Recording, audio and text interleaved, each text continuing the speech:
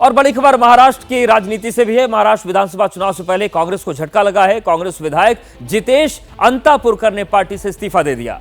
इसके बाद वो बीजेपी प्रदेश अध्यक्ष चंद्रशेखर बावनकुले, उप मुख्यमंत्री देवेंद्र फडणवीस और राज्यसभा सांसद अशोक चव्हाण की मौजूदगी में जितेश अंतापुरकर ने बीजेपी का दामन थाम लिया। उन्होंने दावा किया है कि अभी कई और नेता भी बीजेपी में शामिल होंगे। तो ये बड़ी खबर है, जहां पर महाराष्ट्र में कांग्रेस को एक झटका लगा है। हम कांग्रेस में काम कर रहे हैं।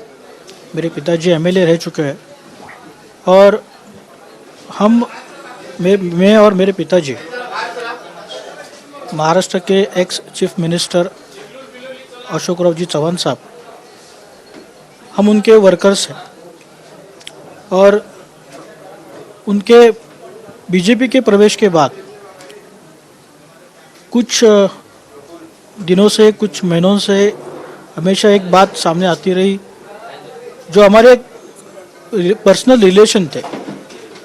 डोमिनेट किया जा रहा था आपको बार बार कि मतलब एक अशोक चव्हाण के करीबी हो तो आप भी भाजपावासी हो जाओगे। ऐसे गलत स्टेटमेंट्स वहाँ से आ रहे थे।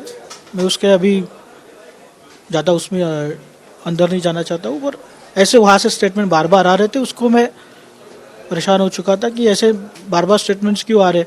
और एक दूसरी बाजू में तो आप अशोक चव्हाण के समर्थक ही माने जाते, तो क्या आपको भाजपा में आने में देरी भी हुई, ऐसे भी सवाल हो रहे हैं? ऐसे कुछ भी नहीं है।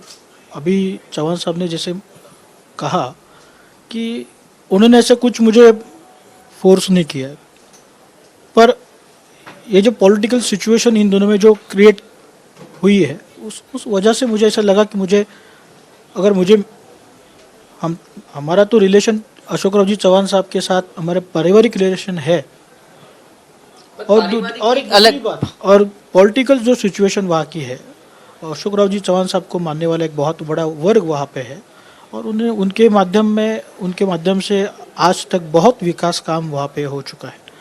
और देखा जाए तो कल मेरे यहाँ पे सबसे बड़ी बात वहाँ पे हो गई है कि मेरे यहाँ पे लॉजिस्टिक पार्क वहाँ पे मंजूर हो गया, जो यूथ के लिए बहुत अच्छी बात है। 5000 यूथ वहाँ पे उनको एम्प्लॉयमेंट मिल सकती है। ये मेरे लिए बहुत खुशी की बात है। ये